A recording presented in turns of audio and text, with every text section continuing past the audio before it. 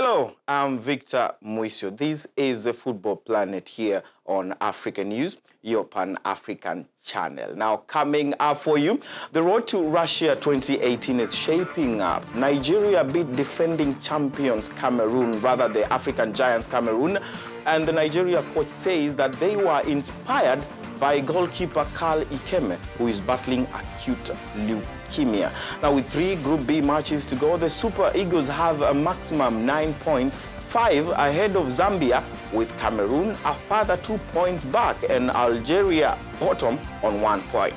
And after a record-breaking transfer window in Europe came to a close on Thursday, we'll also be taking a look at the top 5 summer signings, the movers and the shakers.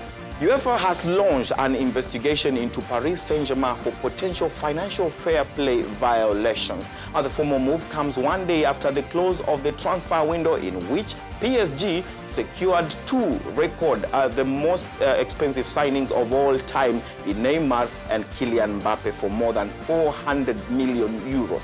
Details on all that coming right up for you. The road to the Russia 2018 FIFA World Cup took shape over the weekend after match day 3. It's a weekend that witnessed shocking defeats and wins alike. South Africa's Bafana fell 2-1 in the hands of Cape Verde as defending champions, or rather African giants Cameroon, were thrashed 4-0 by Nigeria. Odion Ighalo, Mikel Obi, Victor Moses and Kelechi Iheanacho were all on target for the Super Eagles. On Thursday, Emmanuel Okwi gave the Uganda Cranes a 1-0 victory over Egypt in Kampala. Senegal and Burkina Faso played to a 0-0 draw at the Stade Leopold Sedar Senghor in Dakar on Saturday evening. Kalidou Koulibaly was given his marching orders by the referee with 6 minutes remaining in a hotly contested encounter in the Senegalese capital.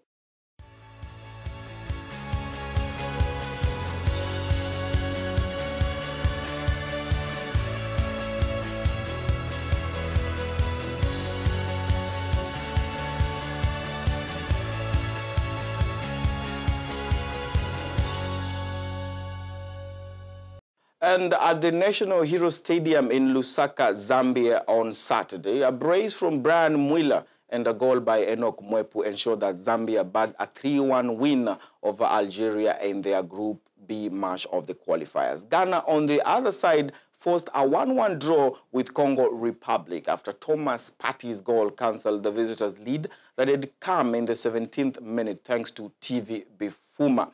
Now let's have a look at the standings in all the 5 groups of the qualifiers ahead of match day 4.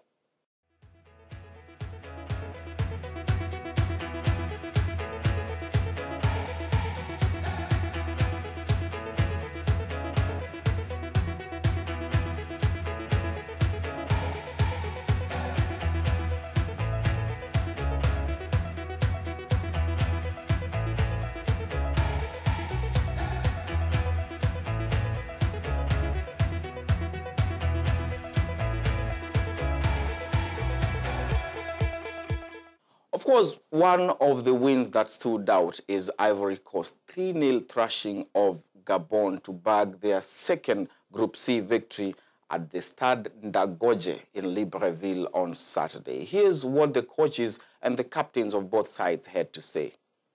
What I like today is organization. I think you saw that our midfield was excellent. We did not give the Gabonese any chances. We have studied the game very well. We opened very strongly on the wings with players like Gadel and Gavenho, and that is how we managed to open up the defenses and punish them. I think we had a good first half. We only lacked a good goal, but we were patient, and then we finally got a goal. After a goal, our opponents open up and play, and we had lots of spaces in the field of football, so we need a lot of space, and we took the pleasure in playing offensive. We were inefficient in front of the goal. We could therefore not win matches. We could have won. Of course, I am worried that we were not winning, but we will be as competitive as possible. I think today we lost as a team, even though it's very bad. Already losing at home, being beaten 3-0 at home hurts. And as I said, we lost as a team. But we need to regroup quickly right now because we have our next game on Tuesday where we have to reconcile right away. Now, the 2017 summer transfer window officially closed on midnight GMT on August 31st. And there is nothing quite like the drama of the transfer deadline day. Now, on the transfer deadline day, Kylian Mbappe, who had arguably become the hottest property in European football, finally completed his protracted move from Monaco to Paris Saint-Germain to become the most expensive teenager in the history of football. His signature set back the Parisian club 180 million euros. Now, the following report examines the top 5 European soccer transfers for 2017. Soccer summer transfer window closed on Thursday with Brazilian forward Neymar as the most expensive transfer in the season and in history. The Barcelona forward moved to Paris Saint-Germain for a record 224 million euros. The second most expensive deal came in the form of a loan, with Paris Saint-Germain signing Kylian Mbappe from Monaco for 180 million euros. It is an unprecedented move which will see Mbappe at the club on a season-long loan. With an agreement, PSG will make it permanent next summer. Barcelona's signing of Ousmane Dembele is the third most expensive of the transfer season. Barca and Borussia Dortmund agreed a fee of 105 million euros after being locked in negotiations for weeks, during which time the player was suspended by his club after failing to report for training. The next biggest price tag was 85 million euros for Romelu Lukaku to move to Manchester United from Everton. Rounding out the top 5 is Alvaro Morata, who left Real Madrid for Chelsea on a 65 million euros deal. Still on matters football and money, French club Paris Saint-Germain have been placed under investigation by UEFA to see if their recent transfer spending spree has broken the break-even rules of European soccer's ruling body known as Financial Fair Play, FFP. Let's take a look at that report. French club Paris Saint-Germain have been placed under investigation by UEFA to see if their recent transfer spending spree has broken the break-even rules of European soccer's ruling body known as Financial Fair Play. The Ligue 1 club signed French teenager Kylian Mbappe, one of Europe's most exciting talents, on Thursday in a deal worth 180 million euros to highlight their astonishing financial muscle.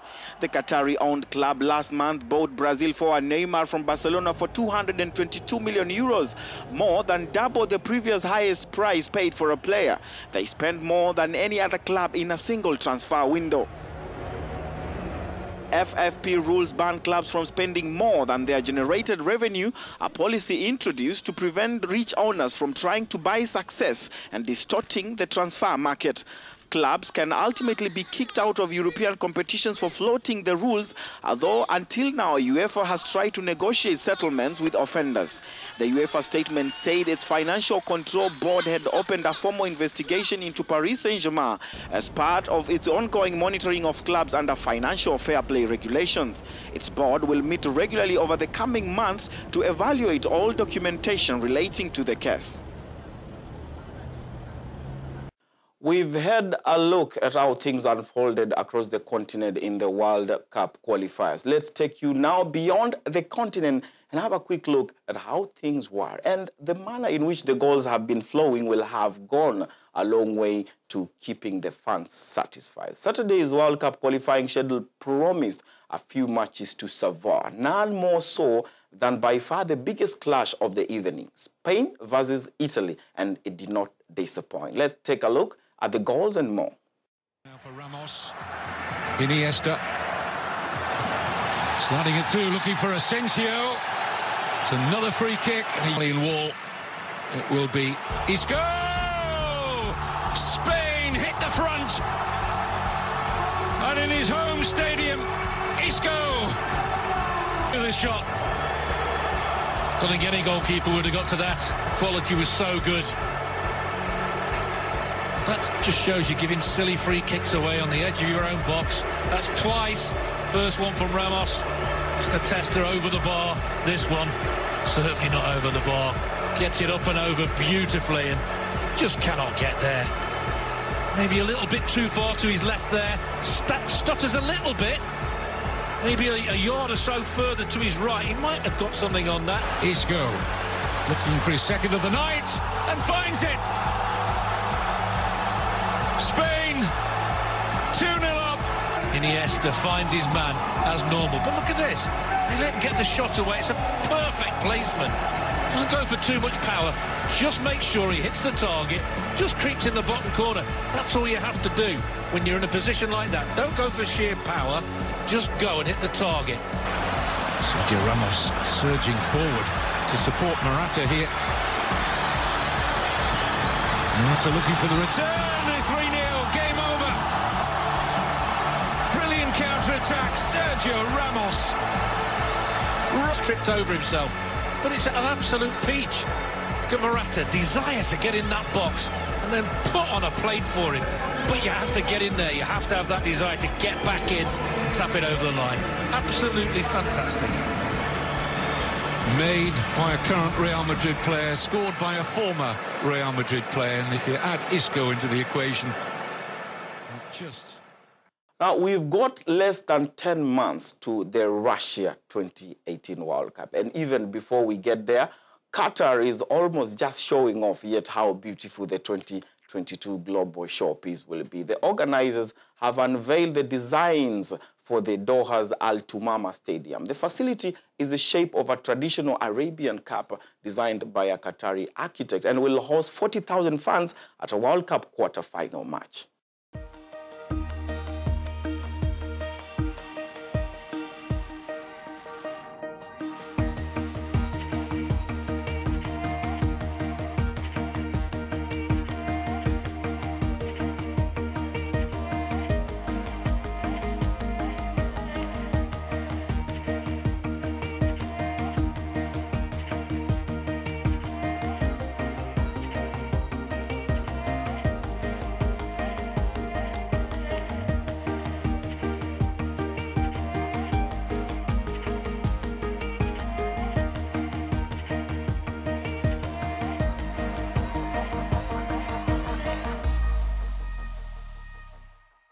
That's full time for us here on Football Planet. We'll leave you to marvel at the pictures of that genius architecture. I'll see you again next week, same time, same place. Remember, you can always find these and other stories in the world of sport on our website, www.africanews.com/sport. See you next time.